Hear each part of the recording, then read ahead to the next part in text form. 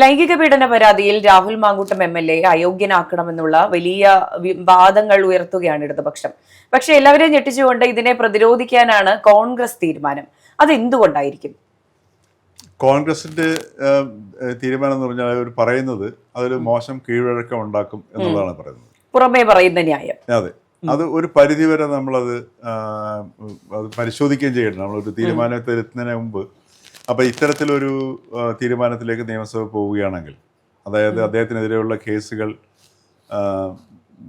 കോടതിയുടെ മുമ്പിൽ ഇരിക്കുന്നേ ഉള്ളൂ, വിധി വന്നിട്ടില്ല. പിന്നെ രണ്ടാമത്തെ പ്രശ്നം ഇദ്ദേഹം എടുത്തിട്ടുള്ള കേസുകളാണ്. ഇതിൻ്റെ പശ്ചാത്തലത്തിലാണ് ഈ അസംബ്ലിയിലേക്ക് സ്പീക്കർക്ക് പരാതി ലഭിച്ചിട്ടുള്ളത്. അപ്പോൾ ഇതിൻ്റെ അടിസ്ഥാനത്തിൽ ഒരു വിധി വരുന്നതിന് മുമ്പ് അല്ലെ കോടതി തീർപ്പാക്കുന്നതിന് മുമ്പ് ഇങ്ങനൊരു തീരുമാനത്തിലേക്ക് എത്തണമെന്നുണ്ടെങ്കിൽ അത് ധാർമ്മികത ഉയർത്തിപ്പിടിച്ചിട്ടായിരിക്കും. അല്ലേ? ഒരു നിയമസഭാ അംഗം ഒരു പൊതുപ്രവർത്തകന് യോജിക്കാത്ത രീതിയിൽ രാഹുൽ മാങ്കൂട്ടത്തിൽ പ്രവർത്തിച്ചത് കൊണ്ട് നിയമസഭയിൽ നിന്ന് ഒഴിവാക്കും. അല്ലേ? അങ്ങനെ നോക്കുകയാണെന്നുണ്ടെങ്കിൽ ഈ ധാർമ്മികത രാഹുൽ മാങ്കൂട്ടത്തിന് മാത്രമേ ബാധകമാകുള്ളൂ എന്നുള്ള ചോദ്യം വരുന്നില്ല. ആ നിയമസഭയിൽ തന്നെയുള്ള അംഗങ്ങൾ സമാനമായ അവസ്ഥയിൽ കേസുകളെ നേരിടുന്നുണ്ട്. അല്ലേ? അതും ഭരണപക്ഷത്ത് നിന്ന്. അതുപോലെ തന്നെ ഒട്ടേറെ കേസുകൾ ഭരണപക്ഷത്തെ പല പ്രമുഖരെ കുറിച്ചും ഉണ്ടായിട്ടും അത് പാർട്ടി നടപടിയെടുത്തിട്ട് ഈവൻ നമ്മുടെ നമ്മുടെ ഭരണകൂടത്തിൻ്റെ അല്ലെങ്കിൽ സംവിധാനത്തിലേക്ക് വരാതെ തന്നെ നടപടിയെടുത്തിട്ട് അവർ വീണ്ടും മെയിൻ സ്ട്രീമിലേക്ക്, മുഖ്യധാരയിലേക്ക് വരെ കൊണ്ടുവരുന്നു. ഉദാഹരണത്തിന് മുഖ്യമന്ത്രിയുടെ പൊളിറ്റിക്കൽ സെക്രട്ടറി, അദ്ദേഹം ഇപ്പം ധാർമ്മികതയുടെ പേരിലാണെന്നുണ്ടെങ്കിൽ അദ്ദേഹത്തിനെതിരെയും ഈ പാർട്ടിയുടെ ഉള്ളിൽ നിന്ന് തന്നെ ഇത്തരം പരാതികൾ വരികയും അന്വേഷണം നടത്തുകയും അല്ലെങ്കിൽ കഴമ്പ് കാണുകയും പാർട്ടിയിൽ നിന്ന് മാറ്റി നിർത്തുകയും പിന്നെ തിരിച്ച് വീണ്ടും പാർട്ടിയിലേക്ക് വരികയും അദ്ദേഹം ഇന്ന് മുഖ്യമന്ത്രിയുടെ പൊളിറ്റിക്കൽ സെക്രട്ടറി ആയിട്ടിരിക്കുകയും ചെയ്യുന്നു. അപ്പോൾ ഇവിടെയൊക്കെ ധാർമ്മികതയുടെ പ്രശ്നങ്ങളെല്ലാം ഉയർന്നു വരികയാണ് ചെയ്യുന്നത്. അപ്പോൾ ഈ ധാർമ്മികതയുടെ പ്രശ്നം, ഇവിടെ ധാർമ്മികതയുടെ പേരിലാണോ രാഹുൽ മാങ്കൂട്ടത്തിനെ പുറത്താക്കുന്നത് എങ്കിൽ അത് ന്യായീകരിക്കപ്പെടുന്ന സംഗതിയല്ല. പിന്നെ യഥാർത്ഥത്തിൽ രാഹുൽ മാങ്കൂട്ടത്തിൽ നിയമസഭയിൽ ഇരിക്കാൻ യോഗ്യത ഉണ്ടോ എന്ന് നമ്മൾ സാധാരണക്കാർ ജനങ്ങൾ ചോദിച്ചു കഴിഞ്ഞാൽ ഇല്ല. രാഹുൽ മാങ്കൂട്ടത്തിന് മാത്രമല്ല മറ്റു പലർക്കും. അതെ, തീർച്ചയായും. പക്ഷെ ഇതിൽ ഒരു പ്രശ്നമുണ്ടാകുന്നതെന്ന് പറഞ്ഞാൽ ഈ കേസാകുന്നതിന് മുൻപായിരുന്നു കോൺഗ്രസ് ഒരു നടപടി എടുത്തത്. ഇപ്പൊ VD സതീശൻ പറഞ്ഞതുപോലെ ബോധ്യത്തിന്റെ അടിസ്ഥാനത്തിൽ നടപടി എടുക്കുന്നു എന്ന് പറഞ്ഞ് പുറത്താക്കിയത്. അപ്പോൾ ആ ബോധ്യമുള്ള ഒരു പാർട്ടി എന്തുകൊണ്ട് പ്രതിരോധിക്കുന്നു എന്നുള്ളൊരു ചോദ്യം സ്വാഭാവികമായും ഉണ്ടാവില്ലേ? അല്ല, അത് അവിടെയാണ് എനിക്ക് ആ ഒരു നിലപാടിനോട് എനിക്ക് കുറേയും കൂടെ ഒരു ബഹുമാനം തോന്നുന്നു എന്നുള്ളത് യാഥാർത്ഥ്യമാണ്. കാരണം എന്ന് വെച്ചാൽ രാഹുൽ മാങ്കൂട്ടത്തിനെ നിലവിലുള്ള അവസ്ഥയിൽ തീർച്ചയായിട്ടും രാഹുൽ മാങ്കൂട്ടത്തിന് കോൺഗ്രസിലുള്ള നേതാക്കന്മാരുടെ ഒരു ഭാഗത്തു നിന്നുള്ള പിന്തുണ ഇപ്പോഴും ലഭിക്കുന്നുണ്ടെന്നുള്ളൊരു ഫാക്റ്റാണ്, അതൊരു വസ്തുതയാണ്. പക്ഷേ എങ്കിൽ പോലും രാഹുൽ മാങ്കൂട്ടത്തിനെ പാർട്ടിയിൽ നിന്ന് സസ്പെൻഡ് ചെയ്തു, അതും ഈ ബോധ്യത്തിൻ്റെ അടിസ്ഥാനത്തിൽ. ഈ ബോധ്യത്തിന്റെ അടിസ്ഥാനം എന്ന് പറയുമ്പോൾ നേരിട്ട് പരാതിയോ മറ്റു സംഗതികളോ ഒന്നും കിട്ടിയിട്ടില്ല. അപ്പൊ ഇവർക്കൊക്കെ അറിയാവുന്ന കാര്യങ്ങളായിരുന്നു. ആ ബോധ്യത്തിന്റെ അടിസ്ഥാനത്തിൽ അദ്ദേഹത്തിനെ സസ്പെൻഡ് ചെയ്തു. ഇദ്ദേഹത്തിനെതിരെ കേസ് കോടതിയിൽ വന്നപ്പോഴത്തേക്ക് അദ്ദേഹത്തിനെ പാർട്ടിയിൽ നിന്ന് പുറത്താക്കുകയും ചെയ്തു. ഇനിയിപ്പോ പെട്ടെന്ന് രാഹുലിനെ എന്തായാലും കോൺഗ്രസ് പാർട്ടിയിലേക്ക് എടുക്കുക എന്നുള്ളത്, തിരിച്ചു കൊണ്ടുവരിക എന്നുള്ളത് സാധ്യമാകുന്ന ഒരു പ്രക്രിയയല്ല. അത് വന്നു കഴിഞ്ഞാൽ ആത്മഹത്യാപരമായിരിക്കും. അത് കോൺഗ്രസിനും അറിയാം. അപ്പൊ അതും സാധ്യമല്ല. അപ്പൊ ഇന്ന് അദ്ദേഹം പ്രയോഗത്തിൽ ശരിക്കും പറഞ്ഞാൽ പ്രാക്ടിക്കലി അദ്ദേഹം ഇന്ന് പാർട്ടിയിൽ ഇല്ലാത്തൊരംഗമാണ്. പിന്നെ ഈ ഒരു നിലപാട് സ്വീകരിക്കുന്നതെന്ന് വെച്ച് കഴിഞ്ഞാൽ അത് ശരിയായ ഒരു കീഴ്വഴക്കമാണ്. ഇപ്പോൾ ഉദാഹരണത്തിന് ആന്റണി രാജുവിന്റെ MLA സ്ഥാനം പോയി, അത് നിയമത്തിൽ വ്യവസ്ഥ ചെയ്തിട്ടുണ്ട്. 2 വർഷത്തിൽ കൂടുതൽ തടശിക്ഷയ്ക്ക് വെച്ചാൽ സ്വാഭാവികമായിട്ടും അദ്ദേഹം അയോഗ്യനായത്. അദ്ദേഹം വീണ്ടും ഹൈക്കോടതി അപ്പീൽ കോടതിയിൽ പോയിട്ട് ആ വിധി മരവിപ്പിക്കണമെന്ന് പറഞ്ഞു. കോടതി മരവിപ്പിച്ചില്ല. ശിക്ഷ മരവിപ്പിച്ചു, പക്ഷെ വിധി മരവിപ്പിച്ചില്ല. മനസ്സിലായില്ലേ? വിധി മരവിപ്പിച്ചു കഴിഞ്ഞാൽ അദ്ദേഹത്തിന് വീണ്ടും അയോഗ്യത ഇല്ലാണ്ടാവും. അപ്പോൾ ഈ രാഹുൽ മാങ്കൂട്ടത്തിന്റെ വിഷയത്തിൽ എത്തിക്സ് കമ്മിറ്റി ഇത് പരിശോധിച്ചുകൊണ്ടിരിക്കുകയാണ്. അയോഗ്യനാകാനുള്ള സാധ്യത കുറവാണ് അല്ലേ? അയോഗ്യനാക്കാൻ സാധ്യത കുറവാണ്. കാര്യം അങ്ങനെ ചെയ്യുകയാണെന്നുണ്ടെങ്കിൽ ആ ഒരു വല്ലാത്തൊരു കീഴ്വഴക്കമായിരിക്കും. വിശേഷിച്ച് നിയമസഭയിൽ കാര്യങ്ങൾ എന്തൊക്കെ തന്നെയാണെങ്കിലും ഈ നമ്മുടെ നിയമസഭ എന്നൊക്കെ പറഞ്ഞാൽ എത്ര തന്നെ ഈ പറഞ്ഞതുപോലെ 2015 ബഹളവും ഇമാതിരിയുള്ള ഈ പൊറാട്ട് നാടകങ്ങളൊക്കെ കാണിക്കുന്നെങ്കിൽ പോലും ഒരുപാട് നല്ല കീഴ്വഴക്കങ്ങൾ ഉയർത്തിപ്പിടിക്കുന്ന ഒരു നിയമസഭയാണ് നമ്മുടെ കേരള നിയമസഭ എന്ന് പറഞ്ഞാൽ. വളരെ ഉയർന്ന നിലവാരം പുലർത്തുന്ന ഈ കീഴ്വഴക്കങ്ങളുടെ കാര്യത്തിൽ നല്ല ഉയർന്ന നിലവാരം പുലർത്തുന്ന ഒരു സഭയാണ്. അപ്പോൾ അതുകൊണ്ട് എനിക്ക് തോന്നുന്നില്ല എത്തിക്സ് കമ്മിറ്റി ആ ഒരു രീതിയിലേക്ക് രാഹുലിനെ പുറത്താക്കാൻ ഉള്ളൊരു തീരുമാനത്തിൽ. മാത്രമല്ല വിശേഷിച്ചും ഇനി തെരഞ്ഞെടുപ്പിന് 2 മാസങ്ങളേ ഉള്ളൂ അല്ലേ? അപ്പോൾ ഈ 2 മാസങ്ങൾക്ക് മുമ്പ് ഇത് പെട്ടെന്ന് അങ്ങോട്ട് മാറ്റാന്ന് വെച്ചാൽ വല്ലാത്ത ധാർമ്മികതയായി പോകും അല്ലേ? ആ ധാർമ്മിക സമിതിയുടെ ധാർമ്മികത വല്ലാതെ ഒരു എന്താ പറയുക, ഇരു പാർട്ടികളെയും പ്രതിരോധത്തിലാക്കും. മാത്രമല്ല അതൊരു ശരിയായ കീഴ്വഴക്കമാണെന്ന് എനിക്ക് തോന്നുന്നില്ല. കാരണം ഇത് ജനായത്ത സംവിധാനമല്ലേ. മാത്രമല്ല ഇനിയിപ്പോൾ 2 മാസത്തെ കാര്യമേ ഉള്ളൂ. മാത്രമല്ല ഈ രാഹുലിനെ നിയമസഭാ അംഗത്വം ഇല്ലാതാക്കുന്നത് കൊണ്ട് എന്ത് സന്ദേശമാണ് നമ്മൾ കേരളത്തിന് കൊടുക്കുന്നത്? ധാർമ്മികതയുടെ പേരിൽ ഇപ്പം എത്തിക്സ് കമ്മിറ്റി എന്ന് പറയുന്നത് ഒരു മൂല്യ സംരക്ഷണം അല്ലെങ്കിൽ ധാർമ്മികത സൂക്ഷിക്കുന്ന ഒരു കമ്മിറ്റി, കാത്തു സൂക്ഷിക്കാനുള്ള കമ്മിറ്റിയാണല്ലോ. ആ കമ്മിറ്റി ഇപ്പോൾ രാഹുൽ മാങ്കൂട്ടത്തിനെ പുറത്താക്കുകയാണെന്നെങ്കിൽ കേരള നിയമസഭ നൽകുന്ന ഒരു മെസ്സേജ് എന്തായിരിക്കും? എന്ത് വേണമെങ്കിലും എന്നല്ല, ഇത് പിന്നെ ഭരണപക്ഷത്തുള്ള ഒരു MLAക്ക് ഈ ധാർമ്മികത ഇല്ലാതെ പെരുമാറിയാലും പ്രശ്നമില്ല. അദ്ദേഹത്തെ മാത്രം പുറത്താക്കുകയാണെങ്കിൽ അതെ അല്ലേ? അപ്പൊ ആ നിയമസഭയുടെ ധാർമ്മികതയെ വല്ലാണ്ട് ബാധിക്കുന്ന നടപടിയായിരിക്കും. അതെ, അല്ലെങ്കിൽ ഇതിന്റെ വാലി പിടിച്ച് എല്ലാവരെയും പുറത്താക്കുന്ന ഒരു വിധത്തിലേക്ക് കാര്യങ്ങൾ കൊണ്ടുവരും. അപ്പൊ അത് അങ്ങനെ വരുമ്പോഴത്തേക്ക് ഉണ്ടാകുന്ന പ്രശ്നം എന്ന് വെച്ചാൽ ഭാവിയിൽ ഈ നിയമസഭ പ്രവർത്തനം തന്നെ ബാധിക്കുന്ന ഒരവസ്ഥയിലേക്ക് മാറും. മാത്രമല്ല ഈ ഒരു സ്ത്രീ വിഷയം മാത്രമാവണമെന്നില്ല ധാർമ്മികതയെ ബാധിക്കുന്നത്. ഉദാഹരണത്തിന് അഴിമതി ആരോപണങ്ങൾ വരാറില്ലേ അല്ലേ? ഇപ്പൊ എത്രയോ പേർക്ക് തെളിവ് സഹിതം അഴിമതി ആരോപണങ്ങൾ വന്നിട്ടുണ്ട്. അതും ധാർമ്മികതയെ ബാധിക്കുന്നില്ലേ? അപ്പൊ ധാർമ്മികതയെ ബാധിക്കുന്ന ഈ ഒരു പെരുമാറ്റ ദൂഷ്യം മാത്രമല്ലല്ലോ. അപ്പോൾ ഇങ്ങനെ പല പ്രവൃത്തികൾ വരുന്ന സമയത്ത് അങ്ങനെ നമ്മളൊരു എത്തിക്സ് കമ്മിറ്റി ഈ ഒരു കീഴ്വഴക്കത്തിലേക്ക് പോവുകയാണെങ്കിൽ അത് ഒരു മോശം കീഴ്വഴക്കമായിരിക്കും നിയമസഭയിൽ ഉണ്ടാക്കി വയ്ക്കുക. അതിനകത്ത് എനിക്ക് തോന്നുന്നു VD സതീശൻ്റെ അല്ലെങ്കിൽ UDFന്റെ ആ നിലപാട് ന്യായീകരിക്കത്തക്ക തന്നെയാണെന്ന് എനിക്ക് തോന്നുന്നു. അതെ. അപ്പോൾ രാഹുൽ മാങ്കൂട്ടത്തിന്റെ കാര്യത്തിൽ പറയുകയാണെങ്കിൽ ഒരു ഭാഗത്ത് പാർട്ടി അദ്ദേഹത്തെ ഉടനടി തിരിച്ചെടുക്കാനുള്ള സാധ്യത വളരെ കുറവാണ്. രണ്ടാമതെന്ന് പറയുന്നത് ഈ പാർട്ടി നേതാക്കളുടെ ഒരു പിന്തുണ പുറകിൽ നിന്ന് ലഭിക്കുന്നുണ്ടെന്നുള്ളത് ഒരു സത്യമാണ്. പക്ഷെ കഴിഞ്ഞ ദിവസം അദ്ദേഹം ഒരു ഇന്റർവ്യൂല്, ഹാഷ്മിയുമായിട്ടുള്ള ഇന്റർവ്യൂല് പറയുന്നുണ്ട്, ഞാൻ കോൺഗ്രസിൽ തന്നെയായിരിക്കും നിൽക്കുന്നത്, എന്നെ പുറത്താക്കിയാൽ ഞാൻ പുറത്തു നിന്നൊരു കോൺഗ്രസ്സുകാരനായിരിക്കും എന്ന്. ഇത് മൂന്നും തമ്മിലൊരു വലിയ വിരോധാഭാസമുണ്ട്. ഇനി എന്താണ് സംഭവിക്കാൻ പോകുന്നത്? അപ്പോൾ ഇനി കുറച്ചു നാൾ മാറി നിന്ന് ഇതൊന്നും മറന്നതിന് ശേഷം ഒരു 5 വർഷത്തിന് ശേഷം തിരിച്ചു വരാനുള്ള സാധ്യത അങ്ങനെ ആയിരിക്കും. ഇതിപ്പോ ഒരു സിനിമയില് ശ്രീനിവാസന്റെ ഒരു ഡയലോഗ് ഉണ്ടായിരുന്നല്ലോ, ഒരു നായികയുടെ അടുത്തിട്ട് ഈ പ്രണയിക്കണമെന്ന് പറഞ്ഞപ്പോഴത്തേക്ക് നിരസിക്കുമ്പോൾ, നിങ്ങളെ പ്രണയിക്കാൻ നിങ്ങളുടെ അവകാശം എനിക്കില്ലല്ലോ, എനിക്ക് വേണ്ടല്ലോ എന്ന് പറഞ്ഞതുപോലെയാണ്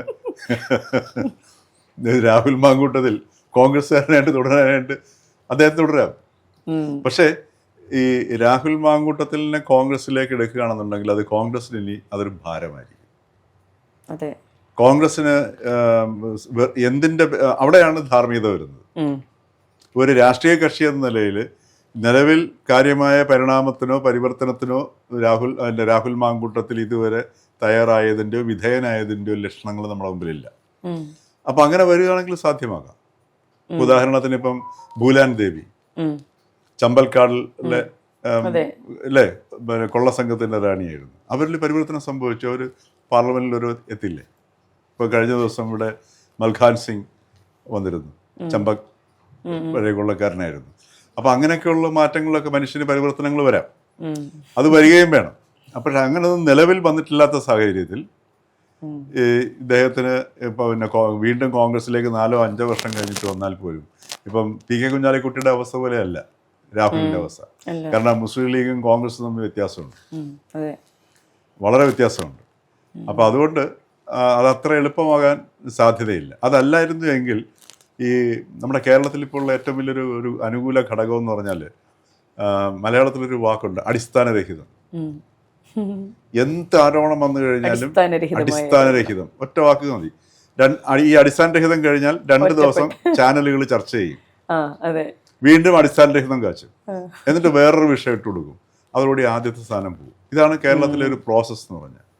പക്ഷേ ഇതിനകത്തുള്ളൊരു പ്രോബ്ലം എന്ന് വെച്ച് കഴിഞ്ഞാൽ രാഹുൽ മാങ്കൂട്ടത്തിൽ തന്നെ സമ്മതിച്ചു, ഈ 3 കേസുകളിലും അദ്ദേഹം ഉഭയകക്ഷി സമ്മതപ്രകാരം ഈ പ്രക്രിയയിൽ ഏർപ്പെടുകയും അതുപോലെ തന്നെ 2 ഗർഭചിത്രങ്ങൾ പരസ്യമായിട്ട്, അതിലേറെ ഉണ്ടെന്നൊക്കെയാണ് ആൾക്കാർ പറയുന്നത്, നമുക്കറിയില്ല, അപ്പം ചെയ്തതെന്ന് പറയുകയും ചെയ്യുന്നു.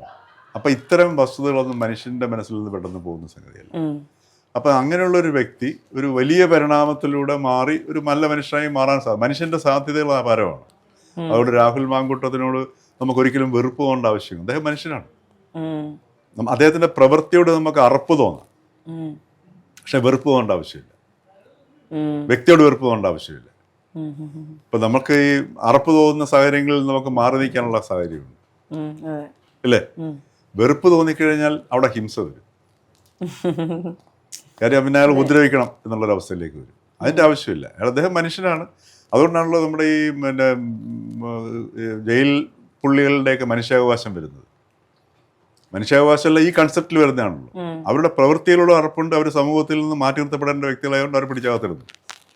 പക്ഷെ അവർ മനുഷ്യരായതുകൊണ്ടും അവരുടെ പരിവർത്തനത്തിന് സാധ്യതയുള്ള സാധ്യതകൾ മുന്നിൽ കണ്ടുകൊണ്ടാണ് ജയിലിൽ ഇരിക്കുകയും അവരുടെയൊക്കെ മനുഷ്യാവകാശങ്ങൾ അവർക്ക് ലഭ്യമാക്കണമെന്നൊരു പരിഷ്കൃത സമൂഹം ചിന്തിക്കുന്നത് അതിൻ്റെ പേരിലാണ്. അപ്പോൾ എന്ന് പറഞ്ഞതുപോലെ രാഹുൽ മാങ്കൂട്ടത്തിൽ ഈ ഒരു പരിണാമത്തിന് ഇതുവരെ വിധേയമായതിൻ്റെ ലക്ഷണങ്ങളൊന്നും നമ്മുടെ മുമ്പിലില്ല. അതുകൊണ്ടൊരു അദ്ദേഹം പൊതുപ്രവർത്തനത്തിന് യോഗ്യനല്ല, നിലവിൽ യോഗ്യനല്ല. കാര്യം എന്ത് അടിസ്ഥാനത്തിലാണ് അദ്ദേഹത്തിന് ഒരു പൊതുപ്രവർത്തകനാകാനുള്ള യോഗ്യത? അദ്ദേഹത്തിനോട് തന്നെ ചോദിക്കാവുന്നതായിരുന്നു. ഇപ്പൊ ഹാഷ്മിക്ക് തന്നെ വേണമെങ്കിൽ ചോദിക്കാമായിരുന്നു, അങ്ങ് ഒരു പൊതുപ്രവർത്തനാണെന്ന് വിശ്വസിക്കുന്നുണ്ടോ? എന്തിന്റെ ഹാഷ്മി ചോദിക്കാത്ത കുറേയധികം ചോദ്യങ്ങളുണ്ട്, വേണമെങ്കിൽ ചോദിക്കാം, അല്ലേ? അപ്പൊ എന്തടിസ്ഥാനത്തിലാണ് നാളെ പൊതുപ്രവർത്തനത്തിൽ ഇറങ്ങുക? എങ്ങനെ പൊതുപ്രവർത്തനത്തെ കുറിച്ച് അങ്ങയുടെ ധാരണ എന്താണ്? പൊതുപ്രവർത്തകൻ എന്നാൽ എങ്ങനെയായിരിക്കണം പെരുമാറേണ്ടത് എന്നുള്ളതിൻ്റെ ധാരണ എങ്ങനെയാണ്? ഇങ്ങനെയൊക്കെയുള്ള ചോദ്യങ്ങൾ മാധ്യമപ്രവർത്തകരുടെ ഭാഗത്തു നിന്ന് ഉണ്ടാവുന്നില്ല. ആ ഉണ്ടാകാത്ത ചോദ്യങ്ങളാണ് ഇത്തരത്തിലുള്ള നേതാക്കന്മാർക്ക് വളർന്ന് പന്തലിക്കാനുള്ള ഒരു വിളനിലം ഒരുക്കി കൊടുക്കുന്നത്. അതെ, അതിന് സമൂഹത്തിനും വലിയൊരു പങ്കുണ്ട്. ഇപ്പോൾ ഒന്നും നോക്കുകയാണെങ്കിൽ ഇപ്പോൾ രാഹുൽ മാങ്കൂട്ടത്തിന് കിട്ടുന്ന ഒരു വലിയ സപ്പോർട്ടുണ്ട്. അതിന്റെ മറ്റൊരു ഭാഗം എന്ന് പറയുന്നത് ആ പെൺകുട്ടി പോയിട്ടല്ലേ എന്നുള്ള ചോദ്യമാണ്. അത് ഈ സമൂഹത്തിന്റെ തന്നെ തെറ്റാണ്. ഇവരെ പോലെയുള്ളവർ വളർത്തുന്നതിലും ഇവർക്കെല്ലാം പങ്കുണ്ട്. ഈ സമൂഹത്തിന്റെ പ്രശ്നം എന്ന് വെച്ചാൽ സമൂഹത്തിന്റെ ഈ മുഖ്യധാര ചിന്തകളെ നയിക്കാനുള്ള ഒരു ലീഡർഷിപ്പ് എപ്പോഴും വേണം. ചിലപ്പോൾ ചില ഒറ്റ വ്യക്തി തന്നെ ആയാലും മതിയാവും. ഉദാഹരണത്തിന് നമ്മൾ ദേശീയ പ്രക്ഷോഭ കാലഘട്ടത്തിലെ സ്വാതന്ത്ര്യ സമരത്തിന്റെ കാലഘട്ടത്തിലേക്ക് നോക്കുക. ഇന്ത്യയിൽ എല്ലായിടത്തും ഒരേ രീതിയിലുള്ള പെരുമാറ്റ രീതികൾ നേതാക്കന്മാരിൽ കാണാമായിരുന്നു. ഒറ്റ വ്യക്തി, ഒരു 5 അടി ഉയരമുള്ള അടുത്ത് നിന്ന് സംസാരിച്ച പോലും കേൾക്കാൻ പറ്റാത്ത ആ മനുഷ്യൻ, ഈ അർദ്ധനഗ്നായ മനുഷ്യൻ്റെ കാഴ്ചപ്പാടുകളുടെ ആ സൂര്യരശ്മികൾ പോലെ പ്രതിഫലിക്കുകയായിരുന്നു ഓരോ നേതാക്കളിലേക്കും. അപ്പോൾ അത് അന്നത്തെ കാലഘട്ടത്തിലെ ധാർമ്മികതയെ വല്ലാണ്ട് ഉണർത്തുകയും ഉയർത്തുകയും ചെയ്യും. അപ്പോൾ ആ രീതിയിലുള്ള വ്യക്തിത്വങ്ങളൊന്നും നമ്മുടെ പൊതു സമൂഹത്തിൽ ഇന്നില്ല എന്നുള്ളതാണ്. അവിടെയാണ് നമ്മുടെ കോൺഫിഡൻസ് ഗ്രൂപ്പിൻ്റെ CJ റോയിയെ പോലെയൊക്കെയുള്ള ആൾക്കാരൊക്കെ വന്നിട്ട് റോൾ മോഡൽസ് ആവുന്നു. ഇപ്പം ബുഗാട്ടിയുടെയും ഫെറാറിയുടെയും റോൾസ് റോയ്സിൻ്റെ ഒക്കെ മുമ്പിൽ വന്ന് ഇങ്ങനെ കാണിച്ചു തന്ന് ഞാനൊരു വിജയമാണ്, എൻ്റെ വിജയത്തിൻ്റെ രഹസ്യം ഇതാണെന്ന് പറയുമ്പോൾ കുട്ടികൾ ഫോളോ ചെയ്യുകയാണ്, സമൂഹം ഫോളോ ചെയ്യുകയാണ്. മനസ്സിലായില്ലേ? അപ്പോൾ അത് ഈ ഒരു അന്തരീക്ഷം ഇന്ന് കേരളത്തിൽ ഇന്ത്യയിൽ മൊത്തത്തിലുണ്ട്, അതിൽ ഏറ്റവും കൂടുതൽ കേരളത്തിലാണ്. അപ്പോൾ ആ സാഹചര്യത്തിൻ്റെ സന്തതികളും ഒരു പരിധിവരെ വിക്ടിംസും ഒക്കെയാണ് ഈ രാഹുലും അതേപോലുള്ള ആൾക്കാരും ഒക്കെ തന്നെ നമുക്ക് പറയേണ്ടിയിരിക്കുന്നു. ഇപ്പം ഈ പറഞ്ഞ പോലെ ഉഭയകക്ഷി പ്രകാരം വന്നു കഴിഞ്ഞാൽ ഇപ്പം നമ്മളത് കേരളത്തിൽ നോർമലൈസ് ചെയ്ത് കഴിഞ്ഞു. അതെ, അടുത്ത കുറച്ച് നാളുകളായിട്ടാണ്, കുറച്ച് വർഷങ്ങൾ എന്ന് പറയാം. അപ്പം അത് പെട്ടെന്ന് മറിച്ച് പറഞ്ഞു കഴിഞ്ഞാൽ പെട്ടെന്ന് ഇപ്പോൾ വേറെ ചില പുരോഗമനവാദികൾ പറയും ഇത് സദാചാരം പറയുകയാണെന്ന് പറയും. ഇന്ന് കേരളത്തിലെ ഏറ്റവും വലിയൊരു പ്രശ്നം എന്ന് വെച്ചാൽ സദാചാരം എന്നുള്ള വാക്കാണ്. സദാചാരം എന്ന് വെച്ചാൽ എന്താ വാക്ക് അർത്ഥം എന്താണെന്നറിയാമോ? ഇല്ല, നല്ല ആക്ഷൻ എന്നുള്ള അർത്ഥമേ ഉള്ളൂ. ഉദാഹരണത്തിന് രാവിലെ എഴുന്നേറ്റ് പല്ല് തേക്കുന്നത് സദാചാരമാണത്. നല്ലൊരു സദെന്ന് പറഞ്ഞാൽ നല്ലതെന്നുള്ളേ ഉള്ളൂ, ശരിയായിട്ടുള്ള വൃത്തിയായിട്ടുള്ളതെന്നുള്ളൂ. ആചാരം എന്ന് വെച്ചാൽ ആക്ഷൻ മാത്രമേ ഉള്ളൂ. നമ്മൾ ചിന്തിക്കുന്ന ഒരു സങ്കല്പത്തെ ആക്ടിവിറ്റിയിലേക്ക് കൊണ്ടുവരുന്നതിനെ ആചരിക്കുക എന്ന് പറയുന്നത്, പ്രവർത്തിക്കുക എന്നുള്ളതാണ്. രാവിലെ എഴുന്നേറ്റ് മുഖം കഴുകുന്നു, സദാചാരം. ഭക്ഷണം കഴിക്കുന്നതിന് മുമ്പ് കൈ കഴുകുന്നു, സദാചാരം. ഇന്നിപ്പോ സദാചാരം എന്നുള്ളത് കേരളത്തിലെ ഏറ്റവും വൃത്തിയിട്ട വാക്കായിട്ട് മാറി. ഇത് നമ്മുടെ സമൂഹം സൃഷ്ടിക്കുന്നതാണ്. ഇത് ശരിക്കും മാധ്യമപ്രവർത്തകർ ഇതിനെ ചിന്തിക്കേണ്ടതല്ലേ? സദാചാരം എന്നുള്ള സദാചാര ഗുണ്ട. ഒരിക്കലും സദാചാരമുള്ള ഒരു വ്യക്തിക്ക് ഗുണ്ടയാകാൻ പറ്റില്ല. പറ്റുമോ? പറ്റത്തില്ല. അപ്പോൾ അത് നമ്മൾ തിരിച്ചറിയുന്നത്. അപ്പോൾ നമ്മൾ വാക്കുകൾ ഉപയോഗിക്കുന്നതിനുള്ള ശ്രദ്ധ പോകുന്നു. അപ്പോൾ ഇങ്ങനെയൊക്കെയുള്ള അത് ശ്രദ്ധിച്ച് ഉപയോഗിക്കാനുള്ള വ്യക്തികൾ നമ്മുടെ സമൂഹത്തിലില്ല. നമ്മുടെ സാംസ്കാരിക നായരെടുത്ത് നോക്കും.